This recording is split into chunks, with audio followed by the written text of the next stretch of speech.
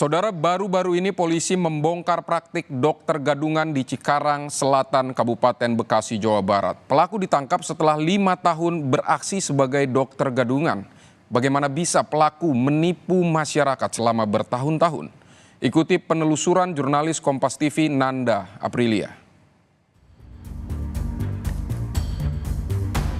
Pelaku inisialnya ITB. Itu inisial sebagai dokter. Nama asli inisialnya SM. Sejauh ini sudah ada pasien yang Mas Ingwi obati, komplain nggak sih Mas? Belum ada.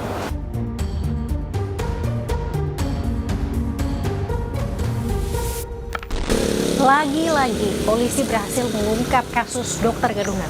Kali ini seorang pria bernama Sunaryanto alias Ingwi Tito Bayu berhasil diamankan setelah ia mengaku sebagai seorang dokter dan membuka praktek klinik ilegal yang ia dirikan di wilayah Cikarang Selatan, Kabupaten Bekasi, Jawa Barat. Selama 5 tahun tidak ada kecurigaan dari warga. Bahkan pasiennya kini tidak sedikit yang menjadi pelanggannya. Lantas bagaimana sebenarnya pelaku menjalankan aksi kejahatannya ini? Ikuti penelusurannya bersama saya Nanda Aprilia dan juru kamera Bodan Wicaksono hanya di Kilas Siang.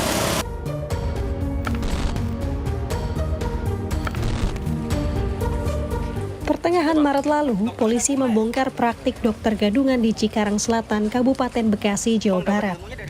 Ingwi Tito Bayu alias SNY telah 5 tahun menjalankan praktik dokter gadungan dan klinik ilegal. Kedoknya terbongkar setelah warga mulai mencurigainya. Disinilah tempat dokter gadungan Sunaryanto atau Ingwi Tito Bayu mengobati para pasiennya.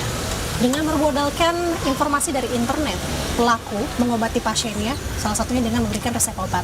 Nah, kalau secara lebih lebarnya lagi, saya gambarkan di sini saudara, bahwa sebenarnya klinik dari pelaku ini berada di dalam pemukiman warga. Artinya, kalau saya lihat dan gambarkan sebenarnya merupakan pemukiman yang padat penduduk. Nah, kita akan tanya dan kita akan kulik lebih dalam lagi apakah ada korban yang berada di sekitar lokasi yang juga pernah berobat di sini. Ikuti penelusurannya. Beroperasi sejak tahun 2019 silam, klinik Pratama Keluarga Sehat milik pelaku memiliki pasien yang lumayan banyak. Sejumlah warga di sekitar klinik ilegal ini pun pernah jadi pasiennya. Salah satunya Ade, yang merupakan tetangga tersangka. Ia kerap mendapatkan biaya pengobatan dengan harga murah dibanding pasien lain. Ade mengaku tak menaruh curiga lantaran pelaku kerap membagikan kartu kuning ke warga kurang mampu untuk pengobatan gratis. Kalau ke saya kebetulan deket, murah. Tapi kalau dengan warga-warga yang lain mahal, karena kan dia dulu satu gang ya tinggalnya sama saya ya. Nah, jadi karena mungkin tetangga deket, jadi dimurahin, Mbak. Waduh, kesel banget sih, kesel banget, Mbak. Ya kan, ya karena merasa dibohongin lah, ya kan. Kalau umpamanya Mbak sendirilah kalau dibohongin sama orang deket sendiri aja kan perasaan gimana kan? Apalagi kita saya pernah apa sih dimasukin selang ya ke dalam ini kan saya kencing batu, katanya sih kencing batu, tapi nggak tahu deh namanya dokter gadungan, nggak taunya jadinya jadi apa deh.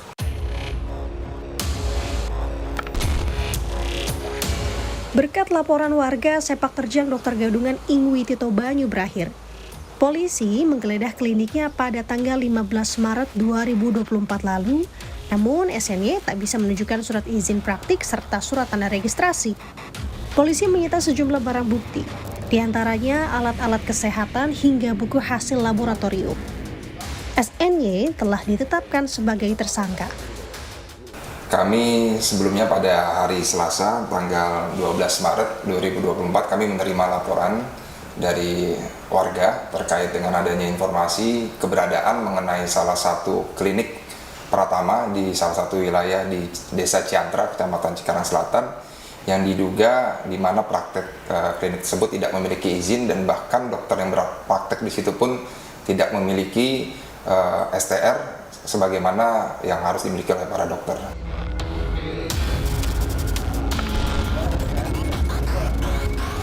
Sebelumnya, polisi bekerja sama dengan ID dan Dinas Kesehatan Kabupaten Bekasi telah memastikan tersangka bukan merupakan seorang dokter. Kliniknya pun terbukti ilegal. Demi meraup untung, SNY nekat menggunakan surat-surat palsu, termasuk identitas abal-abal. Dalam praktiknya, SNY memperkerjakan 2 karyawan. Namun, keduanya tidak mengetahui bekerja pada klinik ilegal. Semakin yakin bahwa dengan dia berpraktek, dengan mengaku sebagai dokter, selain tadi modusnya dia ingin dikenal oleh masyarakat, dan memang faktor utamanya adalah faktor ekonomi, Mbak. Itu, Mbak. Dan memang tadi saya bilang di awal, dia membaur dengan masyarakat. Seperti itu, dia memberikan kegiatan-kegiatan sosial berupa pengobatan gratis kepada masyarakat yang kurang mampu dan yatim piatu, seperti itu, Mbak.